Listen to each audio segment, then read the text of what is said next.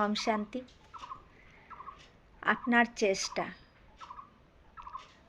চেষ্টা, আপনার কষ্ট বোঝার মতো কেউ নেই।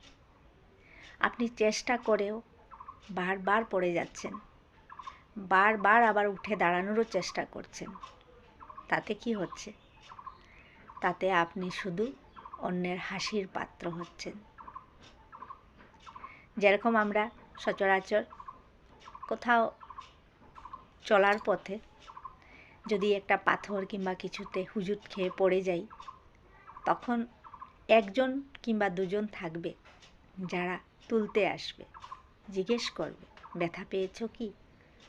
আর বাকি এরা সবাই হাসতে থাকবে।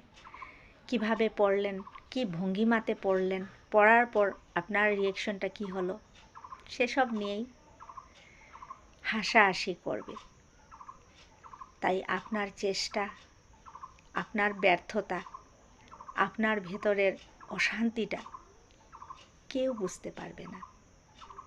কারণ সময় তার গতিতে চলছে। আর যারা আছে আপনার আশেপাশে, যারা আপনাকে ফলো করছে, নজর দিচ্ছে, এদের সময়টা এদের হয়তো সঙ্গ দিচ্ছে। তাই আপনার পড়ে যাওয়ার পর যে ব্যথাটা, সে ব্যথাটাকে কেউ অনুভব করতে পারবে না। আপনার ব্যথাটা শুধু আপনিই অনুভব করতে পারবেন। আর তাতে হয়তো ব্যথাটা আপনার আরেকটু বেশি পার্সেন্টেজে হয়ে যায়, কারণ জিজ্ঞেস করার মতনও কেউ নেই, কেউ এসে তুললেও না। তাই হয়তো আপনার ব্যথার পার্সেন্টেজটাও আরেকটু বেড়েও যায়। কিন্তু সেটাই বাস্তব। কেউ কারো দুঃখ, কেউ কারো বেদনা, কেউ কারো ব্যর্থতা বুঝতে পারে না।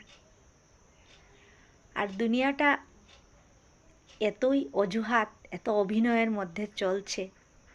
তাই আপনার যে আসল কান্না, আপনার যে আসল বেদনা, আপনার যে জেতার জন্য একটা তাগিদ, সেটাও কেউ বুঝবে না। সেটাই সবাই ভাববে সেটাও অভিনয়। কারণ অভিনয় করতে করতে আসল আর নকলের মধ্যে পার্থক্যটাও বোঝার মতন ক্ষমতা কেউ রাখে না। চোখের মধ্যেই যে বাস্তবতা আছে, চোখের মধ্যেই যে অভিনয় আছে, সেটাও বোঝার মতন ক্ষমতা কয়জনেরই বা আছে। সেটা তারাই বুঝতে পারে যারা অভিনয় করে না।